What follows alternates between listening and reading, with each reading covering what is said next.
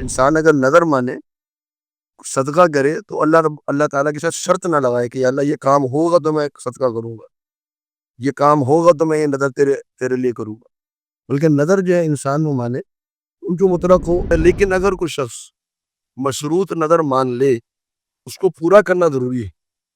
یوفون بالنذر، مومن وہ ہیں جو اپنی نظر کو پورا کرتے ہیں، اپنی نظر کو جو انہوں نے مانی ہے اس کو پورا کرتے ہیں۔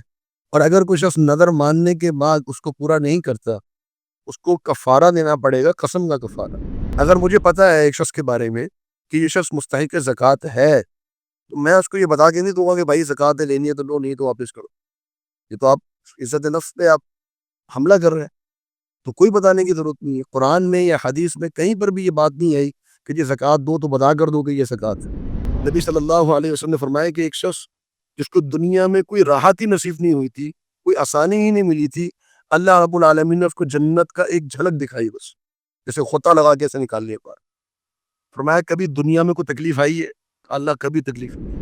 اللہ کے رسول صلی اللہ علیہ وسلم فرمانے کہ سود کے حوالے سے اللہ کی لعنت ہے کن افراد پر؟ سود دینے والے پر بھی، سود لینے والے پر بھی، اور سود لکھنے والے پر بھی، اور سود کا گواہ بننے والے۔ وَلَقَدْ يَسَّرْنَا الْقُرْآنَ لِلذِّكْرِ فَهَلْ مِن مُّدَّكِرٍ۔ الحمدللہ رب العالمین والصلاة والسلام علی اشرف الانبیاء والمرسلین نبینا محمد صلی اللہ علیہ وسلم وعلی آلہ واصحابہ اجمعین ومن تبعهم بإحسان إلى يوم الدین، اما بعد۔ تیسرا پارہ اور سورۃ البقرہ پڑھ رہے ہیں، آیت 270 سے انشاءاللہ آج ہم آغاز کریں گے۔ اعوذ باللہ من الشیطان الرجیم۔ وما انفقتم من نفقۃ او نذرتم من نذر وما انفقتم، اور جو بھی تم خرچ کرتے ہو، من نفقۃ کوئی معمولی سا خرچ کرنا، او نذر تم یا تم نذر مانتے ہو، من نذر کوئی ایک نذر بھی، فإن اللہ پس بے شک اللہ تعالی، یعلمہ اللہ تعالی اس کو جانتا ہے۔ آپ جانتے ہیں کہ یہ موضوع جو گزشتہ 2 کلاسز سے ہمارا جاری ہے وہ انفاق فی سبیل اللہ کے حوالے سے ہے، اللہ تعالیٰ کے راستے میں خرچ کرنا۔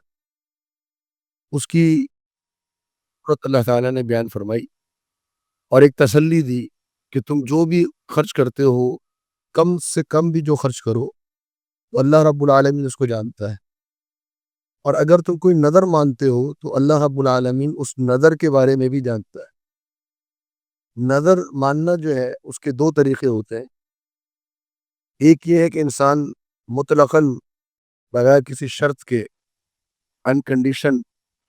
انکنڈیشنلی نظر مان لے کہ یا اللہ میں تیرے لیے یہ کام کروں گا، کوئی بھی ایک شرط وہ مان لے، کوئی بھی ایک عمل، کہ اللہ میں نظر مانتا ہوں کہ میں تیرے لیے 10 دن کے مسلسل روزے رکھوں گا، یا میں نظر مانتا ہوں کہ تیرے راستے میں میں اتنا روپیہ خرچ کروں گا، تو یہ غیر مشروط نظر ہے۔ یہ نظر اللہ رب العالمین کو پسند ہے، کوئی شرط نہ لگائی جائے، یہ نظر اللہ تعالیٰ کو پسند ہے۔ ایک وہ نظر ہے کہ جس میں یہ کہا جائے کہ اے اللہ اگر میرا یہ کام ہو گیا تو میں یہ عمل کروں گا، یا اللہ اگر میرا یہ کاروبار میں اتنا نفع ہو گیا تو میں تیری راہ میں اتنے خرچ کروں گا، یا اللہ اگر میں صحت یاب ہو گیا تو میں اتنے روزے رکھوں گا۔ یہ ہے مشروط نظر، اس پہ کنڈیشن لگاتا ہے انسان۔ یہ جو شرط والی جو نظر ہے یہ اللہ رب العالمین قبول تو کرتا ہے اس کو، لیکن اللہ تعالیٰ کے ہاں پسندیدہ نہیں۔ صحیح بخاری کی حدیث ہے، نبی کریم صلی اللہ علیہ وسلم نے فرمایا کہ اس طرح کی نظر نہ مانا کرو۔ یہ نظر جو ہے، اس طرح کی جو نظر ہے، اس سے تم تقدیر کو نہیں بدل سکتے۔ جو اللہ رب العالمین نے لکھا ہے وہ ہو کر رہے گا، تم تقدیر کو نہیں بدل سکتے۔ البتہ اس سے یہ ضرور ہو سکتا ہے کہ اللہ رب العالمین اس کے ذریعے سے کسی بخیل آدمی سے کچھ پیسے نکلوا لے، یعنی یہ عمل اللہ تعالیٰ کو اتنا پسند نہیں ہے. تو انسان اگر نظر مانے صدقہ کرے تو اللہ تعالیٰ کے ساتھ شرط نہ لگائے کہ یا اللہ یہ کام ہوگا تو میں صدقہ کروں گا, یہ کام ہوگا تو میں یہ نظر تیرے لیے کروں گا. بلکہ نظر جو ہے انسان وہ مانے ان جو مطلق ہو, بغیر شرط کے ہو, جیسا کہ نبی صلی اللہ علیہ وسلم کے زمانے میں جناب عمر رضی اللہ عنہ, عمر بن خطاب, انہوں نے کہا اللہ کے رسول صلی اللہ علیہ وسلم میں نے نظر مانی تھی کہ میں ایک دن بیت اللہ میں اعتکاف کروں گا. اب اس کے لیے کوئی شرط نہیں رکھی تھی کہ میرا کام ہوگا تو میں اعتکاف کروں گا. نبی صلی اللہ علیہ وسلم نے فرمایا اوفی بنظرک, عمر جائیے اپنی نظر پوری کیجیے, ایک دن آپ اعتکاف کیجیے اللہ کے گھر میں. تو مطلقاً غیر مشروط نظر جو ہے وہ اللہ کو پسند ہے. لیکن اگر کوئی شخص مشروط نظر مان لے اس کو پورا کرنا ضروری ہے. یوفون بالنذر, مومن وہ ہیں جو اپنی نظر کو پورا کرتے ہیں, اپنی نظر کو جو انہوں نے مانی ہے اس کو پورا کرتے ہیں. اور اگر کوئی شخص نظر ماننے کے بعد اس کو پورا نہیں کرتا اس کو کفارہ دینا پڑے گا, قسم کا کفارہ. ہاں اگر نظر اس نے کوئی ایسی مانی ہے جو گناہ کا کام تو معصیت کے کام میں نظر نہیں ہے, معصیت کے کام میں نظر نہیں ہے. مثال کے طور پہ کہ اگر میرا یہ کام ہو گیا تو مثال کے طور پہ میں شراب پی لوں گا, میرا یہ کام ہو گیا تو میں مسجد نہیں جاؤں گا. کوئی بھی نظر جو معصیت کی اگر وہ مانتا ہے تو معصیت, یا میں داڑھی کٹوا دوں گا مثال کے طور پہ, یا میں اتنے عرصے تک روزے نہیں رکھوں گا. اب اس قسم کی جو نظر ہے جو معصیت کے کاموں کی ہے, نبی صلی اللہ علیہ وسلم کو فرمانے لا نظر فی معصیت اللہ, اللہ کی معصیت میں کوئی نظر نہیں مانی جا سکتی. تو اس کو آپ نے چھوڑنا ہے اور اس کے بدلے میں آپ نے کفارہ دینا ہے جو کہ قسم کا کفارہ ہے. ہاں جو آپ نے نظر مانی ہے اللہ رب العالمین کی اطاعت میں اس کو پورا کرنا ضروری ہے, اور اللہ رب العالمین اس کو جانتا ہے. وما للظالمین, اور نہیں ہے ظالموں کے لیے من انصار, کوئی مددگار. ظالم کون ہے؟ ظالم وہ ہے جو اللہ رب العالمین کے راستے میں معمولی سا بھی خرچ نہیں کرتے اس آیت کی روشنی میں, اور ظالم وہ ہے جو اللہ تعالیٰ کے لیے نظر مانے لیکن اس کو پورا نہ کرے. تو ان کے لیے اللہ رب العالمین کے ہاں کوئی مددگار نہیں ہوگا. اب اگلی آیت سے اللہ رب العالمین نے ایک تیسرا موضوع شروع کیا ہے. یہ تیسرا اصول اور ضابطہ انفاق فی سبیل اللہ کے میں نے آپ کو بتائے تھے کہ ان آیات کے اندر اللہ تعالیٰ نے 4 ضابطے بیان کیے.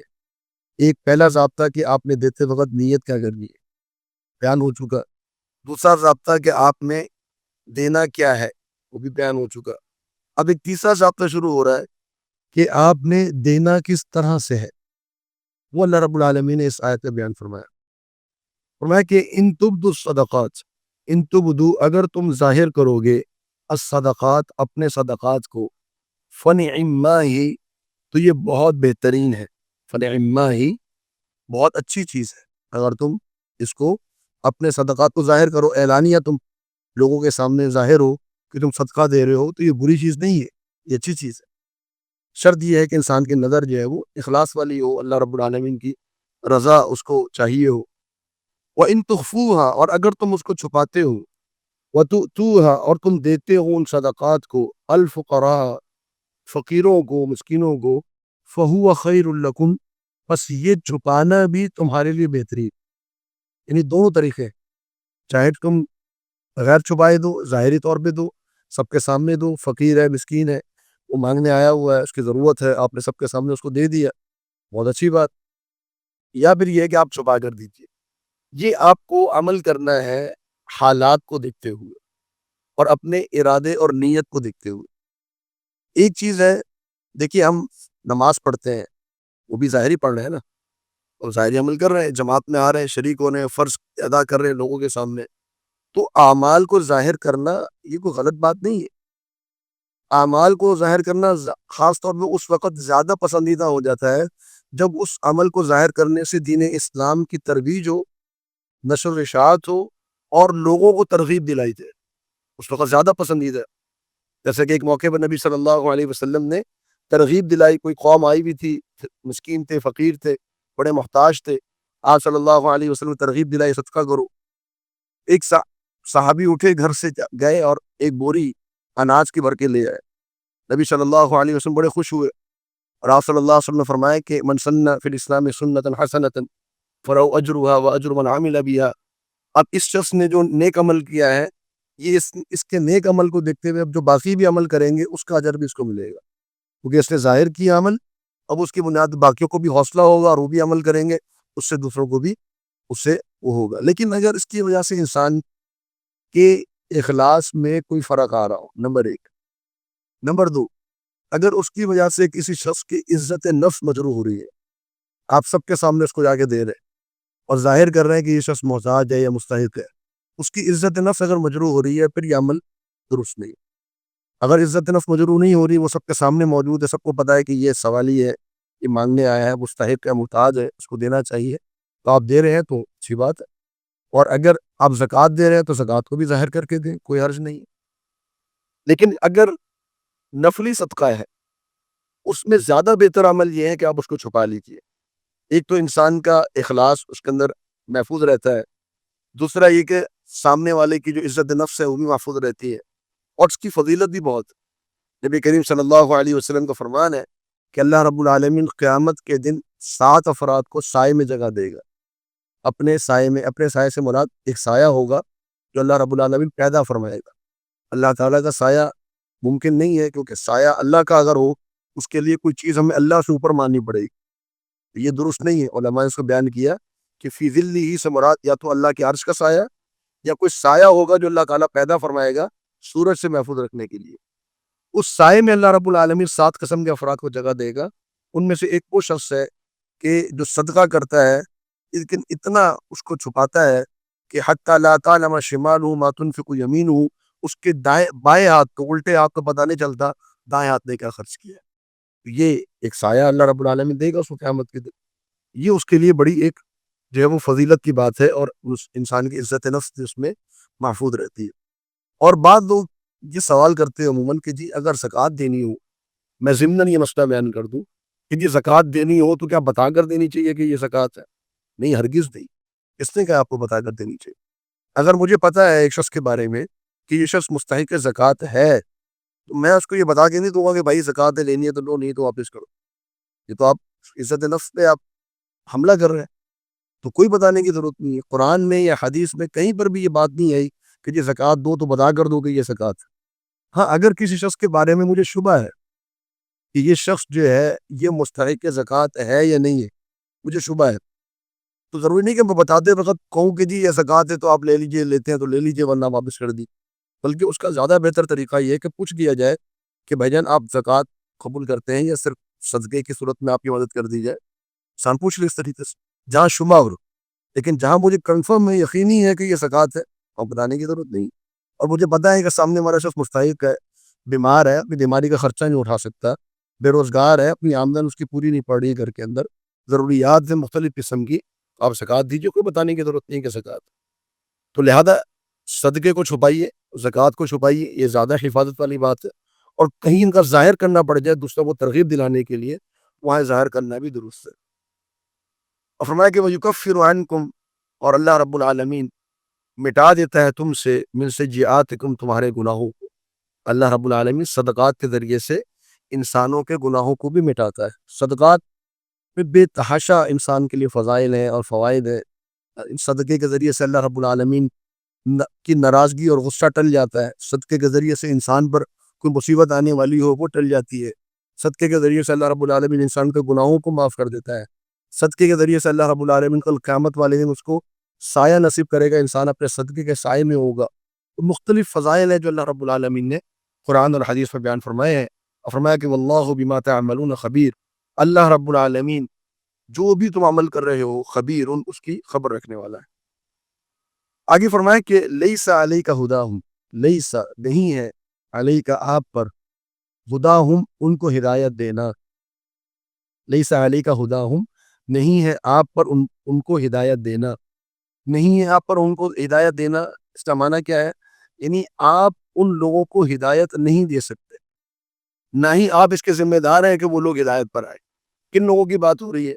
یہاں بات ہو رہی ہے کفار کی، جو مومن نہیں ہے، جو کافر ہے، ان کی بات ہو رہی ہے کہ اے اللہ کے رسول صلی اللہ علیہ وسلم آپ ان لوگوں کو ہدایت نہیں دے سکتے۔ ولیکن اللہ، لیکن اللہ رب العالمین یہدی، وہ ہدایت دیتا ہے، من یشاء، جسے اللہ چاہے، جس کو اللہ رب العالمین چاہے ہدایت دے سکتا ہے۔ اے اللہ کے رسول صلی اللہ علیہ وسلم آپ اپنی مرضی سے کسی کو ہدایت نہیں دے سکتے. یعنی نبی کریم صلی اللہ علیہ وسلم جیسی شخصیت بھی کسی کو ہدایت دینے کی صلاحیت اور قدرت نہیں رکھتی ہے. میں اور آپ کس کھاتے میں آتا ہے؟ تو ہمارے ذمے کیا ہے؟ وہی ہے جو اللہ کے رسول صلی اللہ علیہ وسلم کے ذمے تھی. کیا تھی؟ یا ایھا الرسول بلغ ما انزل الیک من ربک، اے اللہ کے رسول اس پیغام کو پہنچا دیجئے جو آپ کی طرف آپ کے رب کی جانب سے نازل کیا گیا. یہی ہماری ذمہ داری ہے کہ ہم اس کو پہنچا دیں آگے. اب سامنے والے کو ہدایت ملے یا نہ ملے یہ اللہ رب العالمین کے اختیار میں ہے. تو نبی صلی اللہ علیہ وسلم کو بتا دیا گیا کہ آپ کے ذمے ان کی ہدایت نہیں ہے، اللہ رب العالمین جس کو چاہے ہدایت دے. وما تنفقوا، اور جو بھی تم خرچ کرتے ہو، من خیر، خیر سے، فلانفسکم، تو وہ تمہارے اپنے نفسوں کے لیے. وما تنفقون، اور نہیں تم خرچ کرتے، الا ابتغاء وجہ اللہ، مگر اللہ رب العالمین کے چہرے کی تلاش میں. ابتغاء کا معنی تلاش، وجہ اللہ کا معنی اللہ کا چہرہ. اللہ رب العالمین کا چہرہ ہے، وجہ اللہ تعالیٰ کا چہرہ ہے. اگرچہ ہم با محاورہ معنی کرتے ہوئے کہہ دیتے ہیں اللہ کی رضا کی تلاش، لیکن یہاں اصل معنی کیا ہے؟ چہرے کی تلاش. اللہ رب العالمین کا وجہ ہے، کیسا ہے؟ جیسے اللہ تعالیٰ کی شان کے لائق. اور انسان مسلمان قیامت میں، آخرت میں، جنت میں اللہ رب العالمین کا دیدار کرے گا. یہ دیدار اللہ تعالیٰ ہم سب کو نصیب فرمائے. یہ جنت کی سب سے بڑی نعمت. تو ہمارا ایمان ہے کہ اللہ رب العالمین کا وجہ ہے. بہت سے ہمارے امت اسلامیہ کے ایسے فرقے ہیں اور ایسے مسلمان بھائی ہیں جو یہ عقیدہ رکھتے ہیں کہ اللہ رب العالمین کا چہرہ نہیں. کیوں نہیں ہے بھائی؟ اس لیے نہیں ہے کیونکہ اللہ رب العالمین کا اگر چہرہ مان لیا تو اللہ تعالیٰ تو مخلوق کے مشابہ ہو گیا. اللہ اکبر. بھائی کس نے کہہ دیا؟ کیا اللہ رب العالمین حی نہیں ہے؟ اللہ تعالیٰ زندہ نہیں ہے؟ زندہ ہے نا. تو کیا اللہ رب العالمین کے زندہ ہونے سے اللہ تعالیٰ مخلوق کے مشابہ ہو گیا؟ ہم بھی تو زندہ ہیں. تو جب زندگی ہونے میں ہماری اور اللہ تعالیٰ کی زندگی میں ایک بہت بڑا فرق ہے، تو پھر وجہ کا ہماری جیسا وجہ کیسے ہو گیا؟ مخلوقات کا وجہ جیسا نہیں ہے. ٹھیک ہے، اب وجہ اللہ کا کیسا ہے وہ ہم نہیں جان سکتے. ہمیں تو بہت سی مخلوقات کا وجہ نہیں پتا. ہمیں جنات کا نہیں پتا ان کا چہرہ کیسے ہوتا ہے، ہمیں فرشتوں کا نہیں پتا ان کا چہرہ کیسے. تو جب ہمیں مخلوقات کے چہرے کا نہیں پتا، اللہ تعالیٰ کا چہرہ ہم کیسے پہچان سکتے؟ تو لہذا اللہ رب العالمین کا چہرہ ہے. اور ابتغاء وجہ اللہ کا اصل معنی ہے اللہ کے چہرے کی تلاش میں.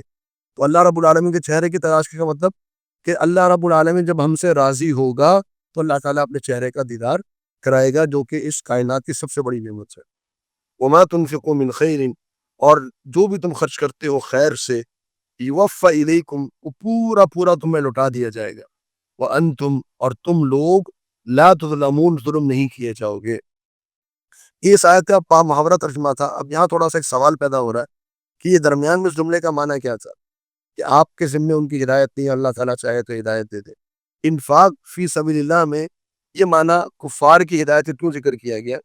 اس کو علماء نے یہ ذکر کیا ہے کہ یہاں اللہ رب العالمین نے اشارہ دیا ہے کہ دیکھو کفار کو آپ ہدایت نہیں دے سکتے، لیکن اگر کوئی کافر مستحق ہو اس کو آپ خرچہ دے سکتے ہیں، آپ صدقہ دے سکتے ہیں اس کو. کوئی اگر کافر ہے، کوئی عیسائی ہے، کوئی مجوسی ہے، کوئی ہندو ہے، کوئی مستحق ہے، ضرورت مند ہے، وہ آپ کے پاس سوال کرنے آیا ہے، مانگنے آیا ہے، آپ اس کو دے سکتے ہو. تو ایسا نہیں کہ جی اس کو ہدایت نہیں ملی، یہ تو مسلمان نہیں ہوا تو میں اس کو کیوں صدقہ دوں، میں اس کو کیوں اس پہ خرچ کروں، میں اس کی ضرورت کیوں پوری کروں. اس کی ضرورت پوری کرنی چاہیے، اور خاص طور پر اگر اس کی ضرورت پوری کرنے پر ممکن ہے کہ وہ مسلمان ہو جائے تو پھر تو بالاولیٰ پوری کرنی چاہیے. لیکن اگر مجھے امید نہیں ہے کہ وہ مسلمان ہوگا، تب بھی اگر وہ ضرورت مند ہے تو اس کے، چاہے وہ ہندو ہے چاہے وہ کافر ہے، ہم اس کو خرچ کریں گے، اس کے اوپر صدقہ دے سکتے ہیں. البتہ زکوٰۃ ہم نہیں دے سکتے. زکوٰۃ جو ہے وہ صرف مسلمانوں کے لیے، زکوٰۃ بھی اور صدقۃ الفطر بھی یہ صرف مسلمانوں کو دیا جائے گا. زکوٰۃ غیر مسلم کو دینے کی صرف ایک صورت ہے، وہ اللہ رب العالمین نے ذکر فرمایا کہ مؤلفۃ قلوبہم، کہ ان کے دلوں کو اگر مائل کرنا ہو اسلام کی طرف، کسی انسان کو اتنا دیا جائے کہ وہ مسلمان ہو جائے، اس کے لیے زکوٰۃ خرچ کی جا سکتی. عام ضروریات کسی غیر مسلم کی وہ زکوٰۃ سے نہیں پوری کی جا سکتی. صدقہ جو ہے وہ آپ دے سکتے ہیں، کسی غیر مسلم کو اس کی ضرورت ہو تو وہ پوری کی جا سکتی ہے. یہ اس آیت کا اصل معنی ہے. یہ تیسرا ضابطہ اللہ تعالیٰ نے بیان کر دیا کہ آپ میں دینے کا آپ کا انداز کیا ہو. آپ ظاہری بھی دے سکتے ہیں اور آپ جو ہے وہ چھپا کر بھی دے سکتے ہیں. کس کو دینا ہے اس کے حوالے سے تھوڑا سا اشارہ تو پیچھے آ گیا کہ آپ کافر کو بھی دے سکتے ہیں. لیکن اصل میرے اور آپ کے صدقات کا اصل مستحق جس کو دینا چاہیے، جو اصل جگہ ہے، وہ کون سی ہے؟ وہ اللہ رب العالمین نے اس کی تھوڑی سی ہمیں وہ نشاندہی کرائی اور اس کی اہمیت بتائی اگلی آیت. فرمایا للفقراء، ان فقراء کے لیے، الذین، وہ فقراء، احصروا، جن کو روک لیا گیا ہے، فی سبیل اللہ، اللہ کے راستے، جو اللہ رب العالمین کے راستے میں روک لیے گئے ہیں. لا یستطیعون، وہ استطاعت نہیں رکھتے ہیں، ضربن، چلنے کی، فی الارض، زمین میں، یعنی وہ زمین میں چلنے کی استطاعت نہیں رکھتے سے مراد کہ وہ زمین میں تجارت نہیں کر سکتے، ان کو جگہ پہ روک دیا گیا. اب روکنے سے مراد کیا ہے؟ علماء نے احصروا فی سبیل اللہ کے دو جو ہے وہ آپ سمجھ لیجئے کہ اقوام بیان کیے ہیں، یا دو طرح کے لوگ بیان کیے ہیں.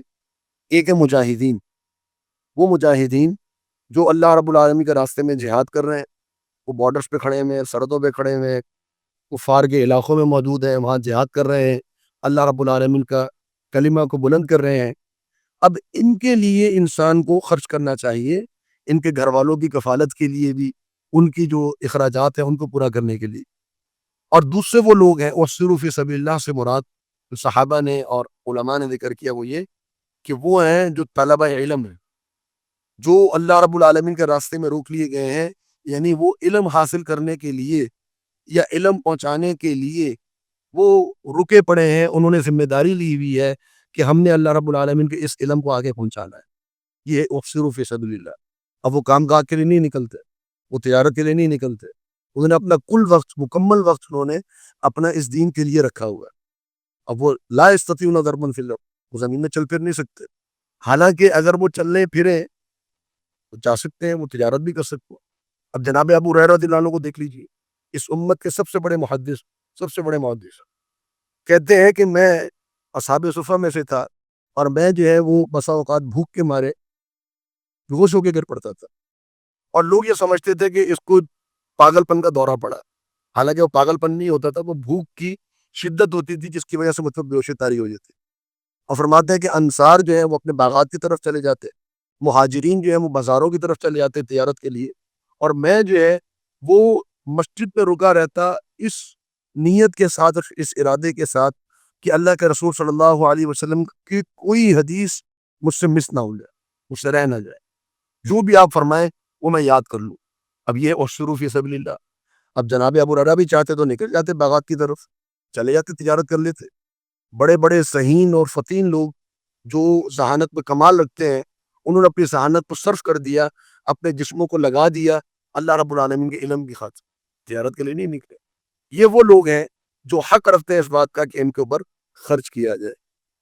تو آج کے جو علماء ہیں، طلباء ہیں، مدارس ہیں، ان کے اساتذہ ہیں، یہ اس کے اندر شامل. اور بس اوقات لوگ یہ کہہ دیتے ہیں کہ جی یہ علماء تجارت کیوں نہیں کرتے، یہ علماء تجارت کریں، کوئی جائے کاروبار کرے، کوئی بزنس کرے. اللہ کے بندوں، اگر علماء نے کاروبار اور بزنس شروع کر دیا، یہ قرآن کون سمجھائے، لوگوں کے معاملات کون حل کرے گا، فتویٰ لوگوں کون دے گا، ہدایت کا کام کون کرے گا. تو ہر فیلڈ کے ایک لوگ ہوتے ہیں. اگر آپ مثال کے طور پر ڈاکٹرز کے بارے میں کہیں کہ یہ ڈاکٹر جو ہیں وہ جسٹس کا کام کیوں نہیں کرتے، یہ لائرز کیوں نہیں بن جاتے، تو میڈیکل کون دیکھے گا. آپ انجینئرز کے بارے میں کہیں کہ یہ میڈیکل کیوں نہیں پڑھ لیتے، تو انجینئرنگ کون کرے گا. تو ہر فیلڈ کے اسپیشلائزڈ لوگ ہوتے ہیں، ان کو اسی فیلڈ میں لگنا ہوتا ہے. یہ ہماری ایک کوتاہی ہے کہ ہم ڈاکٹر کو فیس دینے کے لیے تیار ہیں، ہم انجینئر کو فیس دینے کے لیے تیار ہیں، ہم وکیل کو فیس دینے کے لیے تیار ہیں، لیکن ہم وہ دینے کے لیے تیار نہیں ہیں جس کا ہماری دنیا میں بھی بھلائی ہے اور آخرت کے اندر بھی بھلائی. علماء کے اوپر خرچ کرنا، طلباء کے اوپر خرچ کرنا، مدارس کے اوپر خرچ کرنا، اس کی باقاعدہ اللہ رب العالمین نے یہاں پر ذکر فرمایا. فرمایا کہ یحسبهم الجاہل، جاہل یہ سمجھتا ہے ان کو، اغنیا، کہ یہ تو غنی ہے، ان کو تو ضرورت ہی نہیں ہے. کیوں؟ من التعفف، کیونکہ یہ لوگ سوال کرنے سے بچتے ہیں. تعفف کا معنی سوال کرنا، ان کے اندر ایک جو ہے وہ خودداری ہوتی ہے، یہ لوگوں سے مانگتے نہیں جا، برداشت کرتے ہیں، صبر کرتے ہیں. تعرفهم بسیماہم، آپ پہچان لیں گے ان کو ان کی سیما سے. سیما کہتے ہیں نشانی کو. کیا نشانی ہے ان کی؟ علماء نے بیان کیا ان کی نشانیاں، ان کے روشن چہرے، ان کا تقوی، ان کا ایمان، ان کا اعمال، یہ ان کی نشانی ہے۔ آپ پہچان لیں گے کہ یہ وہ لوگ ہیں جن کو اللہ رب العالمین کے راستے میں روک لیا گیا ہے۔ لا یسألون الناس، وہ لوگوں سے سوال نہیں کرتے، الحافا، لپٹ کر، الحاف لحاف سے، اس سے لحاف لپٹ جاتے ہیں انسان کے اوپر، تو یہ لوگوں سے لپٹ لپٹ کے سوال نہیں کرتے۔ یہ خوددار لوگ، یہ اپنی خودداری کا مرہم قائم رکھتے ہیں، اپنی سفید پوشی کو قائم رکھتے ہیں، لوگوں سے سوال نہیں کرتے۔ ان لوگوں کو ڈھونڈ کر ان پہ خرچ کرنا چاہیے۔ اور فرمایا کہ وما تنفقوا من خیر، اور جو کچھ بھی تم خیر خرچ کرو گے، فإن اللہ بہ علیم، بس بے شک اللہ رب العالمین اس کا علم رکھنے والا ہے۔ کئی بار اللہ رب العالمین نے یہ بات ذکر کی کہ دیکھو جو تم خرچ کرتے ہو اللہ تعالیٰ اس کو جانتا ہے، جو تم خرچ کرتے ہو اللہ تعالیٰ اس کو جانتا ہے۔ بسا اوقات انسان بھول جاتا ہے، بلکہ انسان کو بھول بھی جانا چاہیے کہ میں نے کیا خرچ کیا، کتنا خرچ کیا، لیکن اللہ رب العالمین علیم ہے۔ اللہ رب العالمین کے علم سے وہ ایک روپیہ، ایک پیسہ بھی آپ سمجھ لے جو ہم نے اللہ کے راستے میں دیا ہو، اللہ رب العالمین نے اس کو محفوظ کیا ہوا ہے، اور اس کو کم از کم اللہ تعالیٰ 700 گنا سے زیادہ بڑھا کر اللہ تعالیٰ اس کو واپس کرے گا۔ یہ ہمارا ایمان ہونا چاہیے۔ تو یہ وہ لوگ ہیں کہ جن پر خرچ کرنا چاہیے، جن کی تاکید کی ہے۔ لیکن اس کے علاوہ بھی زکوٰۃ کے کئی مصارف اللہ تعالیٰ، اور مساکین، مقروض آدمی ہے، مسافر ہے، جہاد کے معاملات ہیں، تو مختلف مصارف ہیں جن کا آگے سورہ توبہ میں انشاءاللہ ان کا ذکر آئے گا، لیکن ان میں سے ایک خاص جو مقصد تھا وہ اللہ تعالیٰ نے یہاں پر ذکر فرما دی۔ وَالَّذِينَ يُنْفِقُونَ، وہ لوگ جو خرچ کرتے ہیں، اموالہم، اپنے مالوں کو، باللیل والنہار، رات میں بھی اور دن میں بھی، سرًا وعلانیہ، چھپا کر بھی اور علانیہ بھی، فلہم اجرہم، ان کے لیے ان کا اجر ہے، عند ربہم، ان کے رب کے پاس۔ اللہ رب العالمین ان کو اجر ضرور دے گا، چاہے آپ رات کے حصے میں خرچ کریں، چاہے آپ دن میں خرچ کریں، آپ چھپا کے خرچ کریں، آپ اعلانیہ خرچ کریں، اللہ رب العالمین نے اگر ارادہ نیک ہے اور مخلص ہے تو اللہ رب العالمین نے اس کا اجر انسان کے لیے تیار رکھا ہے۔ ولا خوف علیہم، کوئی ان پر خوف نہیں ہوگا، ولا هم يحزنون، اور نہ ہی وہ غمزدہ ہوں گے۔ کہ میں کل بھی اس کو ذکر کر چکا کہ انسان کو زندگی میں دو ہی چیزیں ہوتی جس کی وجہ سے اس کو ڈپریشن بھی ہوتا ہے، یا تو ماضی کا کوئی واقعہ ہوگا جس کو سوچ سوچ کے ڈپریشن میں آ جائے گا، یا آئندہ کا، مستقبل کا اس کو خوف ہوگا۔ تو یہ جو اہل ایمان ہے اللہ رب العالمین ان کو مستقبل کے خوف سے بھی بچا لے گا، اور جو ماضی میں ان کو جو پریشانیاں ہوئیں، تکلیفیں آئیں دنیا کے اندر، وہ ان کو بالکل بھول جائے گی۔ بلکہ ان کو کیا بھولیں گی؟ نبی صلی اللہ علیہ وسلم نے فرمایا کہ ایک شخص جس کو دنیا میں کوئی راحت ہی نصیب نہیں ہوئی تھی، کوئی آسانی ہی نہیں ملی تھی، اللہ رب العالمین نے اس کو جنت کا ایک جھلک دکھائی، بس جیسے خطہ لگا کے اسے نکال لیا پار۔ فرمایا کبھی دنیا میں کوئی تکلیف آئی ہے؟ اللہ کبھی تکلیف نہیں، ایک جھلک دیکھی جنت کی۔ تو جب انسان جنت میں داخل ہوگا، فرشتے بشارت دیں گے، اللہ رب العالمین کے دربار میں اکرام ہوگا، تو ظاہری بات ہے کہ انسان کو کہاں دنیا کے غم یاد رہیں گے، سب بھول جائے گے۔ تو یہ ہے خرچ کرنے والوں کے حوالے سے۔ اب اگلی جو چند آیات ہیں اس میں اللہ رب العالمین نے مال کے تعلق سے ایک اور اہم معاملہ بیان فرمایا۔ پیچھے ہم نے پڑھا مال کے تعلق سے خرچ کرنا، یہ اہل ایمان کی صفت ہے۔ یہ انسان کے اندر جو ہے وہ نفسا نفسی کا جو ایک دور ہوتا ہے، اس کے اندر انسان کے دل کے اندر ہمدردی، ایثار کا جذبہ اور اخوت، اور دوسروں کے لیے جو ہے وہ محبت، اس کو پیدا کرتی ہے انسان کے دل کے اندر۔ دنیا سے بے رغبتی، لالچ کا خاتمہ، حرص کا خاتمہ، ہوس کا خاتمہ، یہ کس کے ذریعے سے ہوتا ہے؟ انفاق فی سبیل اللہ کے ذریعے سے۔ اس کی بالکل ایک ضد ہے جو ہوس، لالچ اور درندگی، اور جو معاشرے کے اندر لوٹ کھسوٹ اور بخیلی اور کنجوسی کو جنم دیتی ہے، اور وہ ہے سود۔ سود جو ہے وہ معاشرے کی بیماریوں کی جڑ ہے، اور اس کا تعلق چونکہ مال سے ہے، اس لیے اللہ رب العالمین نے انفاق فی سبیل اللہ کے فوراً بعد سود کا تذکرہ فرمایا۔ فرمایا کہ الذین، وہ لوگ، یأکلون الربا، جو کھاتے ہیں سود، الربا، سود، لا یقومون، وہ نہیں کھڑے ہوں گے، الا، مگر، کما یقوم، جس طرح کھڑا ہوتا ہے، الذی، وہ شخص، یتخبطہ، جس کو پاگل بنا دے، خبط الحواس جس کو ہم کہتے ہیں، اس کے حواس گم ہو جائیں، یتخبطہ، جس کو پاگل بنا دے، مجنون بنا دے، الشیطان، شیطان، من المس، چھو کر، شیطان کسی شخص پہ سوار ہو جائے اور اس کے دماغ پر طاری ہو جائے، اور طاری ہونے کے بعد اس کو مخبوط الحواس بنا دے، اس کو پتہ ہی نہیں کہ میں کہاں ہوں، میں کیا کر رہا ہوں، یہ کیفیت ہوگی انسان کی، کس انسان کی جو سود کھاتا ہے. کب ہوگی؟ قیامت کے دن. آج سود کھانے والے دنیا کے اندر وہ اپنے آپ کو بڑے انٹلیکچوئل سمجھتے ہیں، جنہوں نے اقتصادیات اور اکانومی کو جب وہ کھڑا کیا ہے اس دنیا کے اندر اور دنیا کو ترقی کی راہ پہ لگایا ہے اور ایک ایسی اکانومی دی ہے جو بوسٹ کر رہی ہے دنیا کے اندر، اور لوگ سمجھتے ہیں کہ یہ انٹلیکچوئل ان سے بڑا کوئی ہو ہی نہیں سکتا، کہ جنہوں نے دنیا کی اقتصادیات کے حل نکالے، سولوشن نکالے. ہمیں کہ قیامت کے دن یہ لوگ جب کھڑے ہوں گے تو دیوانوں کی طرح پاگل ہو، ان کو کچھ سمجھ میں نہیں آ رہا کہ ہم کیا کر رہے ہیں. باقی کافر بھی ہوں گے، یہودی بھی ہوں گے، عیسائی بھی ہوں گے، مجوسی بھی ہوں گے، باقی کفار بھی ہوں گے. ان کی وہ کیفیت نہیں ہوگی جو کیفیت اس سود خور کی ہو قیامت والے دن. تو سود کی جو بیماری ہے ہمارے معاشرے کے اندر، یہ بہت خطرناک بیماری. سود ہمارے اللہ رب العالمین نے، آپ آگے پڑھیں گے اسی آیت کے اندر، کہ بڑے بڑے اس کے بارے میں اللہ رب العالمین نے وعید بیان فرمائی.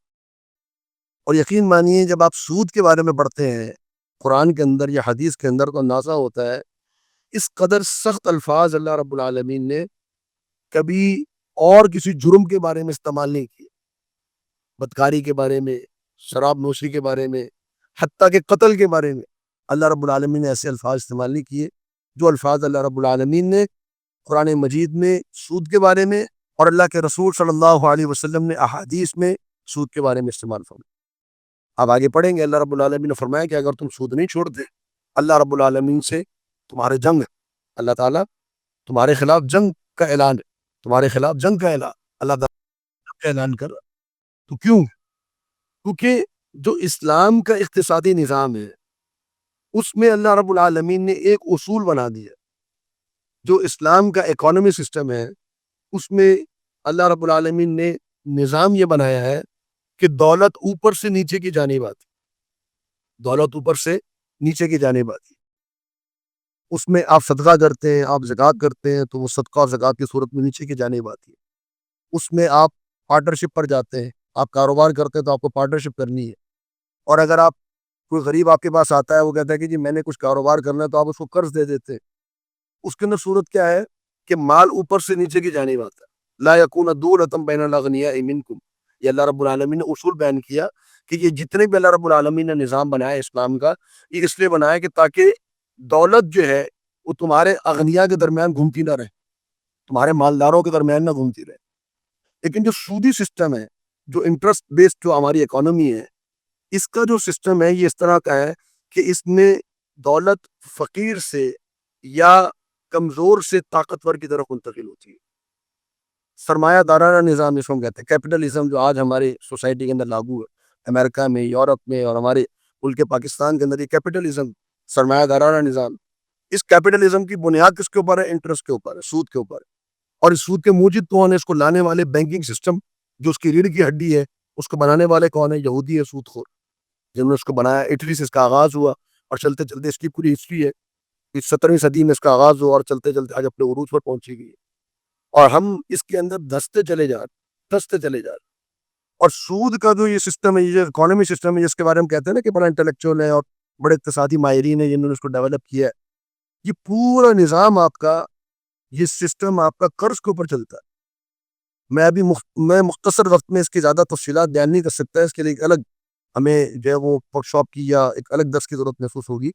لیکن اتنا میں آپ کو بتا دوں کہ یہ جو اکانومی سسٹم ہے ہمارا، یہ سارا سود کے اوپر مبنی ہے. اور سود آتا ہے قرض سے. سود کی تعریف کیا ہے؟ قرض دے کر زیادہ وصول کرنا، یہ سود. آپ کسی کو قرض دیں، اس سے آپ نے 1 روپیہ بھی زیادہ وصول کیا، یہ سود ہو جائے گا. آپ کا جتنا بھی اکانومی سسٹم ہے وہ قرض کے اوپر چلتا ہے، اور قرض کے اوپر کیا ہے؟ سود ہے. اور یہی چیز دور جاہلیت کے اندر بھی تھی. اب جس کے پاس پیسہ ہے وہ بطور قرض کے دے دے گا، لون دے دے گا، اور کہے گا مجھے لون بھی چاہیے اور اس کے اوپر 10% منافع بھی چاہیے. اب یہ جو 10% منافع وہ لے رہا ہے، جس کو اس نے قرضہ دیا ہے، اس کا اس سے کوئی تعلق نہیں ہے کہ جس کو اس نے قرضہ دیا ہے اس نے آگے اس قرضے سے جو کاروبار کیا، اس کاروبار سے اس کو منافع ہوا یا نقصان ہوا، اس کا کوئی تعلق نہیں. اس کو منافع ہو، اس کو نقصان ہو، جس نے قرضہ دیا ہے اس نے اپنا قرضہ بھی پورا واپس لینا ہے اور 10% بھی اس نے واپس لینا. یہ وہ صورت ہے کہ جس کی وجہ سے غریب غریب تر ہوتا چلا جاتا ہے اور امیر امیر تر ہوتا چلا جاتا ہے. کیپٹلزم کا مطلب کیا؟ کیپٹل جس کے پاس ہے، جس کے پاس سرمایہ ہے، جس کے پاس کیپٹل ہے، وہ اس سے کما سکتا ہے. آپ کی محنت کی، آپ کی جو جدوجہد ہے، آپ کی جو ایک صلاحیت ہے، اس کی کوئی اس کی جو ہے وہ معاشرے کے اندر کوئی ویلیو نہیں ہے. ویلیو کس چیز کی ہے؟ کیپٹل کی. جس کے پاس سرمایہ ہے وہی کما سکتا ہے، اس کے علاوہ اور کوئی نہیں کما سکتا. اور چونکہ قرض کے اوپر یہ جو ہے وہ سسٹم چل رہا ہے سارا ہمارا، تو آپ کو اندازہ نہیں ہے کہ اس پوری دنیا پہ کتنا قرضہ چڑھ چکا ہے. ایک ویب سائٹ ہے ورلڈ ڈیٹ کے نام سے، worlddebt.com کے نام سے، آپ اس پہ جا کے دیکھیں. آج میں نے دیکھا اس کو تو تقریباً $72 ٹریلین کا قرضہ ہے پوری دنیا کے اوپر. $72 ٹریلین. $72 ٹریلین کو اگر آپ بیان کریں تو 728 کھرب ڈالر بنتے ہیں. 728 کھرب ڈالر یہ قرضہ ہے، اور اس سے کئی گنا سود ہے. اس میں امریکہ بھی ہے، اس میں یورپ بھی ہے، جس میں یو کے بھی ہے، جس میں سب شامل ہے. اس کے اندر پاکستان تو چلتے قرضوں کے اوپر ہے. تو آپ کی ساری اکانومی قرض کے اوپر ہے. اسلام میں اس کے متبادل نظام کیا دیا؟ دو چیزیں ہیں. یا تو کسی کو قرضہ دے دو، اس پہ کچھ وصول نہیں کر سکتے تم، اور اگر تم نے منافع لینا ہے تو پھر نقصان میں بھی شراکت داری. تو پروفٹ اینڈ لاس دونوں. آپ کا جو سرمایہ ہے وہ ایٹ رسک ہے. آپ جو منافع کمائیں گے، آپ جو پروفٹ کمائیں گے، اس صورت میں کما سکتے ہیں جب آپ خطرہ مول لیں کہ نقصان بھی ہو سکتا ہے. اور اگر آپ صرف کہیں کہ نہیں میں تو صرف پروفٹ دوں گا، میرا نقصان سے کوئی تعلق نہیں، یہ کیا ہو جائے گا؟ یہ سود ہو جائے گا. تو آج ہمارے یہاں سود کی مختلف صورتیں موجود ہیں. بینک اس کی سب سے بڑی مثال. Saving account, fix deposit account, certificates, bonds, یہ سب چیزیں جو ہے وہ سود کے اندر آتی ہیں.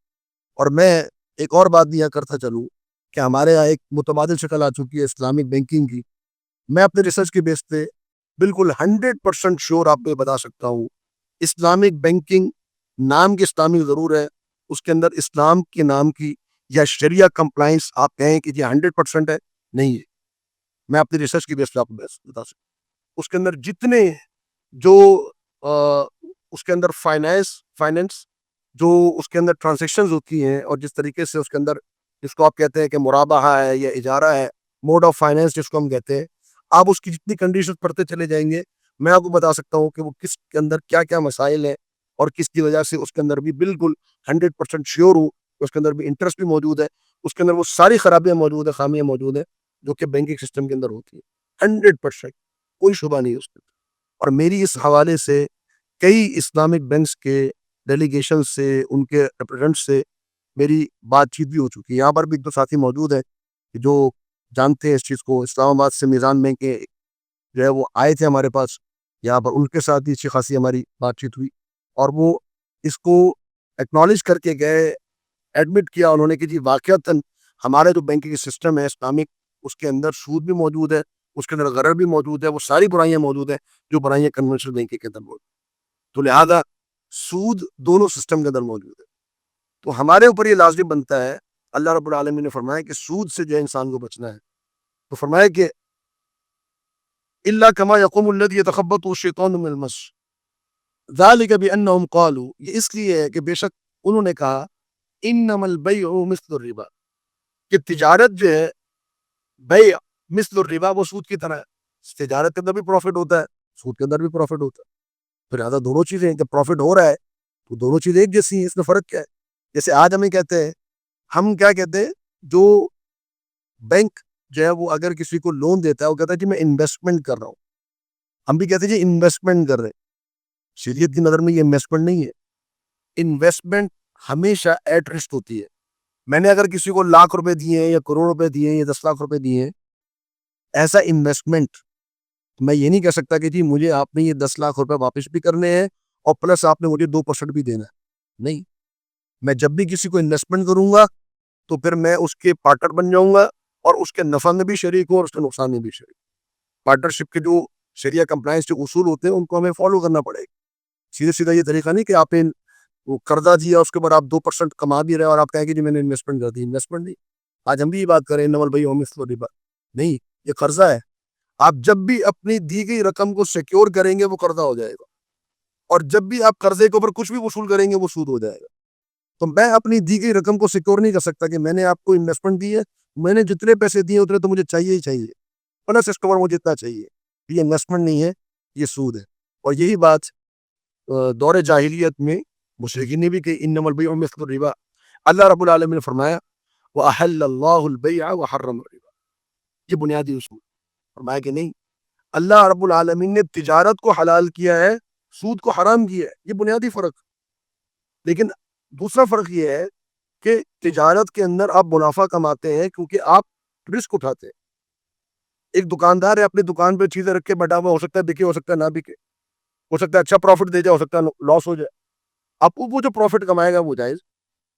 لیکن ایک شخص پیسے رکھ کر بیٹھا ہوا ہے، ایک آتا ہے اس کو 10 لاکھ روپے دے دیے، دوسرے کو 5 لاکھ روپے دے دیے، اور کہا جی 10 لاکھ روپے مجھے واپس بھی چاہیے، 2% بھی چاہیے، 5 لاکھ روپے مجھے واپس چاہیے، 5% بھی چاہیے۔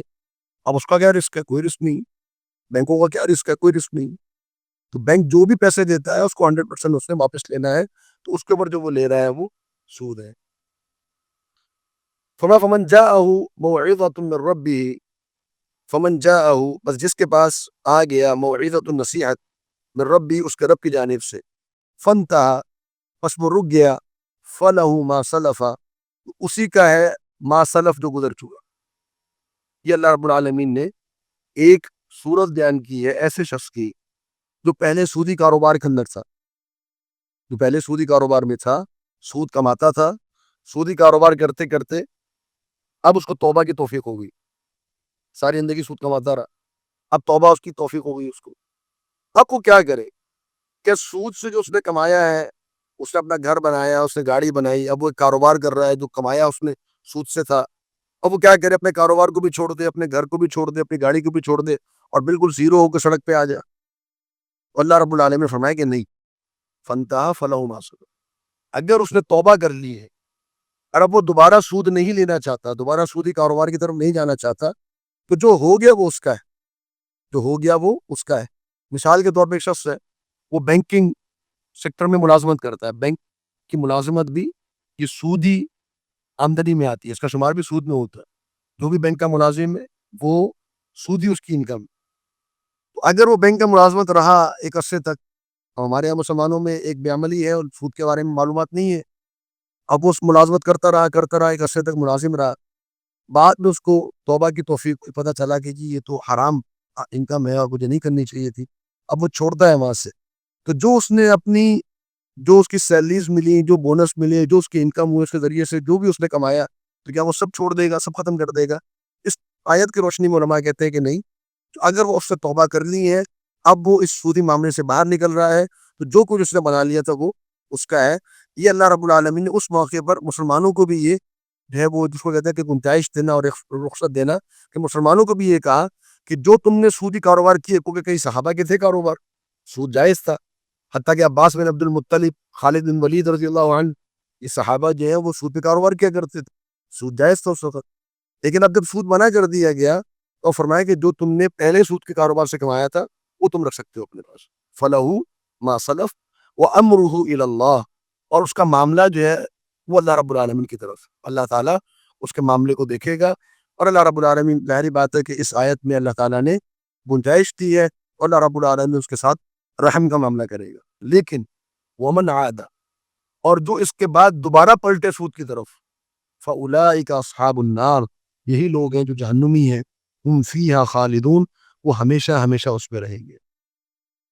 تو یہ سود خور جو ہے، اس کے بارے میں اللہ رب العالمین نے یہ بات ارشاد فرمائی کہ تو قیامت کے دن جب اٹھیں گے تو ایسے ہوں گے جیسے پاگل ہوتے ہیں، مجنون دیوانہ آدمی۔ دوسرا یہ کہ یہ جہنمی ہے، اور ہم فیہا خالدون، یہ ہمیشہ ہمیشہ اس پہ رہیں گے۔ تو ویسے ہمارا عقیدہ یہ ہے اور ہمارا ایمان یہ ہے کہ جہنم میں ہمیشہ ہمیشہ اس شخص میں رہنا ہے جو حالت شرک میں فوت ہوا یا حالت کفر میں فوت ہوا۔ اس کے علاوہ اگر کوئی شخص موحد ہے، مسلمان ہے، اور توحید پر اس کی موت ہوئی ہے، تو اگر اس کے جتنے مرضی گناہ ہوں، چاہے تو اللہ رب العالمین معاف کر کے اس کو جنت میں داخل کر دے، چاہے تو اللہ رب العالمین عذاب دے کر بالآخر اس کا ٹھکانہ جنت ہے۔ تو یہاں کیوں فرمایا ہم فیہا خالدون، وہ ہمیشہ ہمیشہ اس پہ رہیں گے؟ یہ مختلف موقعوں پر اللہ رب العالمین نے فرمایا ہے۔ اس کے فرمانے سے اشارہ ہے، علماء یہ کہتے ہیں کہ اس کے فرمانے سے اشارہ ہے کہ وہ ایک طویل عرصہ جہنم میں گزارے، گویا کہ وہ ہمیشہ ہمیشہ جہنم کے لیے ایک بہت طویل عرصہ ہوگا جو یہ سود خور جو ہے وہ جہنم کے اندر گزارے گی. اور یہی آیت اللہ رب العالمین نے اس شخص کے بارے میں بھی فرمائی جو ایک مسلمان کو قتل کر دے. جو مسلمان کو قتل کر دے اس کے بارے میں فرمایا کہ ہم فیہا خالدون، وہ ہمیشہ ہمیشہ جہنم میں رہے گی. خالدن مخلدن فیہا، ہمیشہ ہمیشہ رہے گی. تو یہ اس کا بھی معنی یہ نہیں کہ مسلمان کا جو قاتل ہے وہ کبھی بھی جنت میں نہیں جائے گا. نہیں، اللہ رب العالمین جب چاہے گا معاف کر کے اس کو جنت میں داخل کر دے. لیکن خالدن مخلدن فیہا کا مطلب یہ ہے کہ وہ ایک طویل عرصہ، اللہ عالم کتنا عرصہ، جہنم میں تو ایک لمحہ گزارنا انسان کے لیے مشکل ہے، ایک طویل عرصہ وہ جہنم میں گزارے. تو یہ چیز جو ہے وہ اللہ رب العالمین نے یہ عذاب، یہ وعید جو ہے وہ سود کے بارے میں ذکر فرمایا یمحق اللہ الربا، اللہ رب العالمین سود کو تباہ کرتا ہے. یمحق، مٹاتا ہے، تباہ کرتا ہے، تلف کرتا ہے اللہ رب العالمین سود کو. بظاہر ہمیں نظر آ رہا ہو کہ سود خور جو ہے وہ بڑی ترقی کر رہا ہے، پیسے کما رہا ہے. جیسے ہمیں نظر آ رہا ہے کہ یورپ میں بڑی ترقی ہو رہی ہے، امریکہ میں بڑی ترقی ہو رہی ہے، ان کا بینکنگ سیکٹر بڑی ترقی کر رہا ہے، ہمارے یہاں بینکنگ سیکٹر بڑی ترقی کر رہا ہے. لیکن یہ جو ترقی ہوتی ہے یہ عارضی ہوتی ہے. آج دنیا جانتی ہے اس چیز کو کہ کیپٹلزم کا جو ہمارا جو دور ہے یہ اب ختم ہونے کے قریب ہے. اتنا قرض چڑھ چکا ہے اور اتنا ایک جو ممالک کے اوپر جو قرضہ ہے وہ چڑھ چکا ہے کہ آپ کے تصور سے باہر. اور شاید آپ نے کبھی یہ سوچا بھی نہ ہو کہ ہمارا جو روپیہ ہے یہ مارکیٹ میں کیسے آتا ہے، یہ روپیہ کیسے وجود میں آتا ہے. یہ آپ ذہن میں رکھیں، یہ فارمولہ ہے آج کی اکانومی کا کہ جو ہر ایک روپیہ جو ہے وہ ایک قرض ہے ملک کے اوپر. جب بھی کوئی انسان کسی بینک میں جا کے قرض لیتا ہے تو نئی کرنسی وجود میں آتی ہے. یہ کرنسی اس طرح وجود میں آتا ہے، منی از ڈیٹ. یہ فارمولہ ہے، منی از ڈیٹ. کوئی $1 بھی اس دنیا میں جو وجود میں آیا ہے وہ بطور قرض کے وجود میں آیا ہے. شاید آپ کے علم میں ہو کہ فیڈرل ریزرو بینک ہے ایک امریکہ کا، فیڈرل ریزرو بینک، وہ پرائیویٹ بینک ہے، نہ وہ فیڈرل ہے نہ وہ ریزرو ہے، وہ پرائیویٹ بینک ہے. اور وہ پرائیویٹ بینک اس کے پاس یہ اختیارات ہے کہ وہ ڈالر پرنٹ کرتا ہے. امریکن گورنمنٹ کے پاس یہ اختیارات نہیں ہے. اور امریکن گورنمنٹ کو یہ فیڈرل ریزرو بینک جو ہے وہ امریکن گورنمنٹ کو ڈالر انٹرسٹ پر دیتا ہے. تو جتنا قرضہ امریکن گورنمنٹ لیتی ہے اتنا زیادہ ڈالر ایگزسٹ کرتا ہے، اتنا زیادہ ڈالر وجود میں آتا ہے، کرنسی اتنی پرنٹ ہوتی ہے.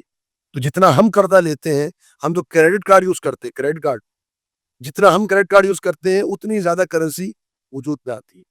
تو ہر کرنسی کے پیچھے کیا ہوتا ہے؟ ایک قرضہ ہوتا ہے. تو جس ملک میں جتنا زیادہ قرضہ ہوتا ہے اتنی زیادہ کرنسی وجود میں آتی ہے. اور یہ اصول آپ کو پتہ ہے کہ جب ایک چیز کی کثرت ہو جائے، اس کو کہتے ہیں افراط زر، ایک چیز کی کثرت ہو جائے اس کی ویلیو ڈاؤن ہو جاتی ہے. تو ہم جو کہتے ہیں نا مہنگائی کی وجہ کیا ہے؟ مہنگائی کی وجہ چیزوں کی شارٹیج نہیں ہوتی، مہنگائی کی وجہ ہے آپ کی کرنسی ڈی ویلیو ہونا. کرنسی ڈی ویلیو کیوں ہوتی ہے؟ کیونکہ آپ کے پاس جو ہے وہ کرنسی اتنی وجود میں آ گئی ہے کہ اب وہ آپ اس کی ویلیو کوئی نہیں رہی. اب آپ دیکھیں کوئی بھی جب پھل مارکیٹ میں آتا ہے بہت کثرت کے ساتھ آ جائے وہ ڈی ویلیو ہو جاتا ہے. تو ڈیمانڈ اینڈ سپلائی کا ایک اصول ہے، ڈیمانڈ زیادہ ہو سپلائی کم ہو تو ویلیو بڑھ جاتی ہے، ڈیمانڈ زیادہ ہو سپلائی کم ہو تو ویلیو بڑھ جاتی ہے. تو یہ چیز جو ہے وہ ضابطہ ہے اس کا کرنسی کے اوپر بھی ہے. تو فیڈرل ریزرو بینک ہمارا یہ سودی بینک ہے. اور تھوڑی سی میں آپ کو ہسٹری بھی یہ بتاتا چلوں کہ یہ جو ہمارے یہاں کالونزم تھا، پہلے استعمار تھا، یورپ، امریکہ، برطانیہ، مختلف ہمارے اوپر ممالک موجود تھے. انہوں نے ہمیں آزاد کیا ہے. آپ دیکھیں گے سیریز آف جو ایک فریڈم کی چلی ہے وہ 1945 کے بعد چلی ہے. بہت سے ممالک آزاد ہوئے، 117 سے زیادہ ممالک آزاد ہوئے 1945 کے بعد. کیوں آزاد ہوئے؟ ایک دم سے کالونزم کیوں ختم ہوئی؟ اس کی وجہ یہ ہے کہ 1945 سے ٹھیک ایک سال پہلے 1944 کے اندر ایک کانفرنس ہوتی ہے جس کو کہتے ہیں Bretton Wood conference. Bretton Wood conference کے اندر دنیا نے یہ طے کیا کہ ہماری سب کی کرنسیاں جو ہیں وہ لنک کر جائیں گی ڈالر کے ساتھ. تو ہم جو اپنے جو ریزرو رکھتے ہیں جس کو فورن ریزرو کہتے ہیں، وہ فورن ریزرو ہمیں ڈالر میں رکھنا ضروری ہے. آج پاکستان کو تو مسائل پیدا ہوئے وہ فورن ریزرو کی وجہ سے ہوئے. ہم سعودی سے تیل خرید رہے، نہ ہم ان کو روپے میں دے سکتے ہیں نہ ریال میں دے سکتے ہیں، ہم نے کس میں دینے؟ ڈالر میں دینے. ڈالر نہ ہماری کرنسی نہ ان کی کرنسی ہے. کیوں دے رہے؟ کیونکہ برٹن ووڈ کانفرنس میں یہ ہے کہ جتنے بھی آپ تجارت کریں گے وہ ڈالر، اور ڈالر جو ہے اس کو لنک کر دیا تھا گولڈ کے ساتھ. اور اب جو ہے وہ گولڈ ختم کر دے کہ 1971 میں صدر نکسن جو تھا امریکہ کا اس نے گولڈ ونڈو ختم کر دی تھی. اب ڈالر کے پیچھے کوئی گولڈ نہیں ہے اور ہماری کرنسی کے پیچھے بھی کوئی گولڈ نہیں ہے. جو یہ سمجھتا ہے کہ کرنسی چھپتی ہے گولڈ کی وجہ سے وہ کہیں اور ہی رہتا ہے، کسی اور دنیا میں رہتا ہے.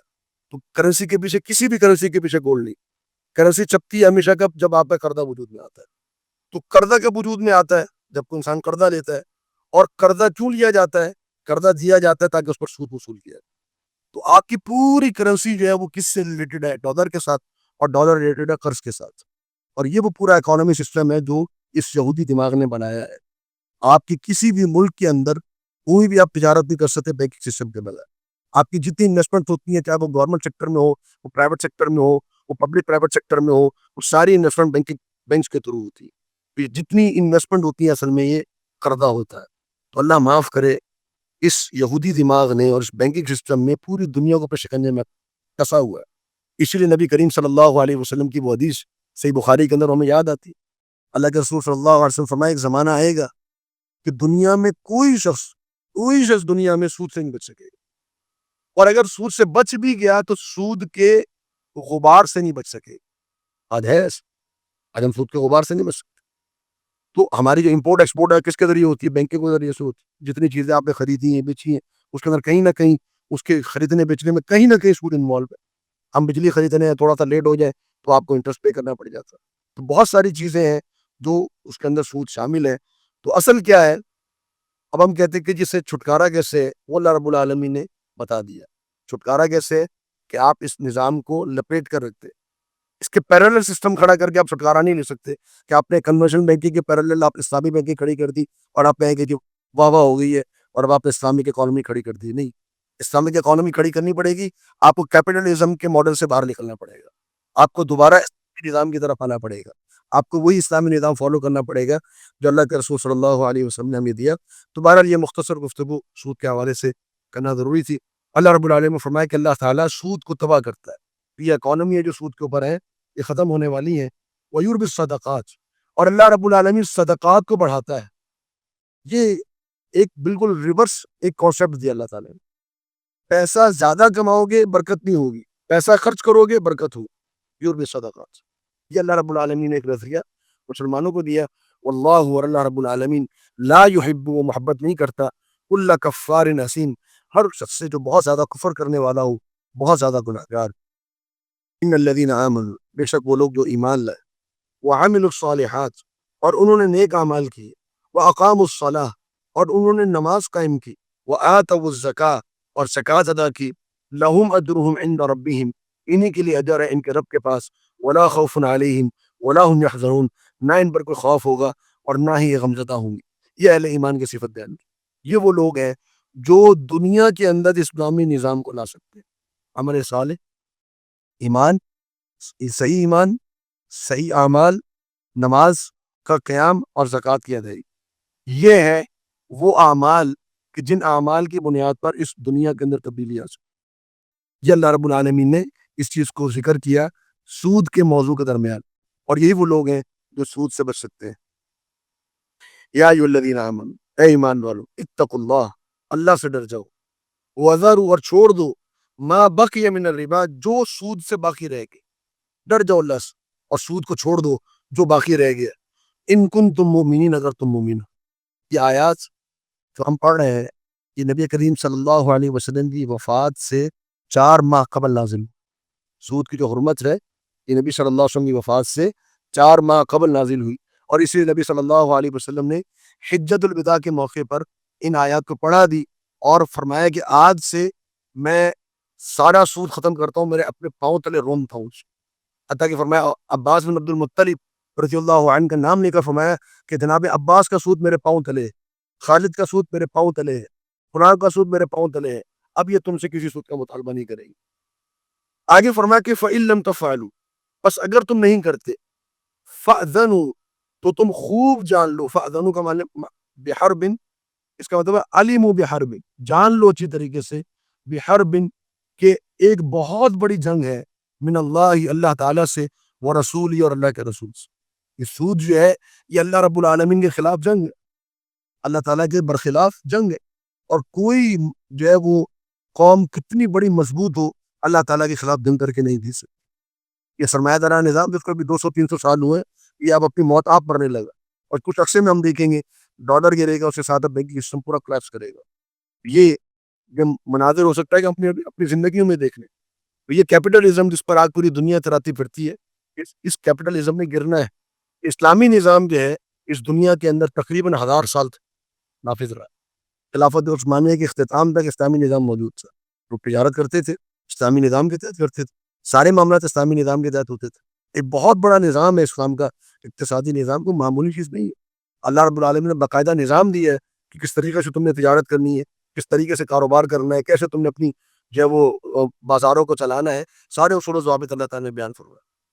وَإِن تُبْتُمْ, اور اگر تم توبہ کر لو, فَلَكُمْ رُؤُوسُ أَمْوَالِكُمْ, تو تمہارے لیے تمہارا اصل مال, سرمایہ, جو اصل مال تم نے دیا ہے قرض کی صورت میں, وہ تم واپس کر سکتے ہو, سود تم نہیں لے سکتے. لا تظلمون ولا تظلمون, نہ تم ظلم کرو گے اور نہ تم پر ظلم کیا جائے.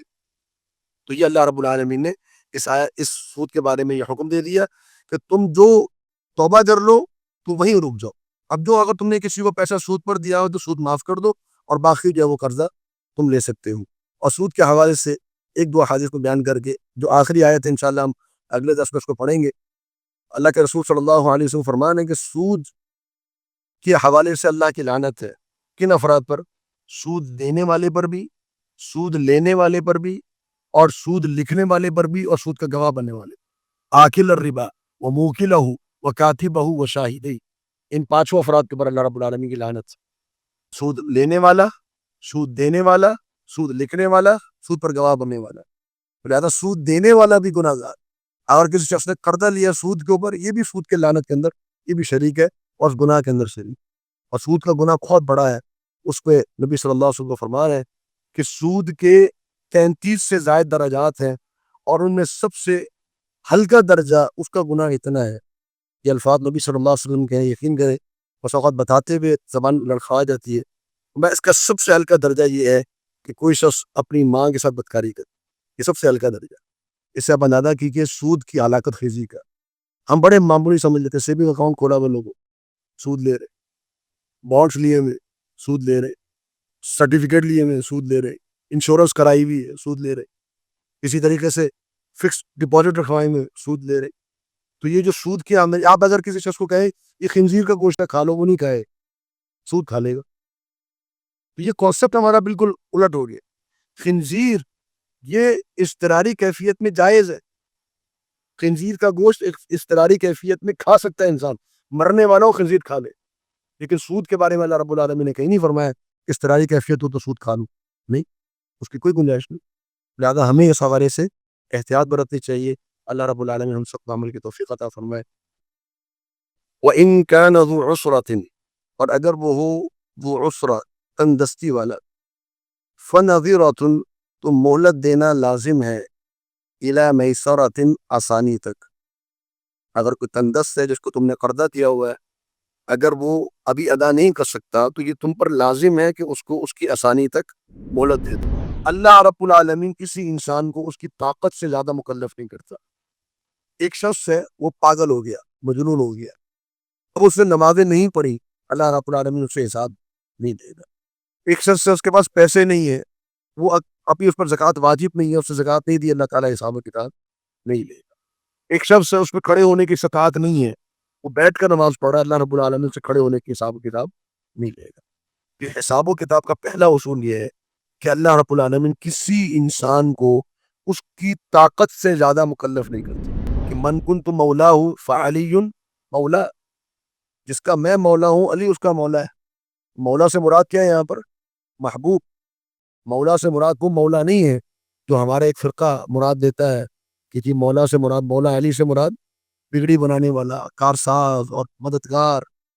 اس معنی میں اگر جناب علی کو مولا کہے گا یا ان کی مشابہت کرے گا تو وہ شرک کر رہا ہے. المدینہ اسلامک ریسرچ سینٹر 6 ڈپارٹمنٹس میں تعلیم و تربیت, دعوت و تبلیغ اور خدمت خلق کے 40 سے زائد پروجیکٹس میں مصروف عمل ہے. ہمیں اس میں آپ کا تعاون درکار ہے. آئیے اس عظیم مشن کا حصہ بنیے.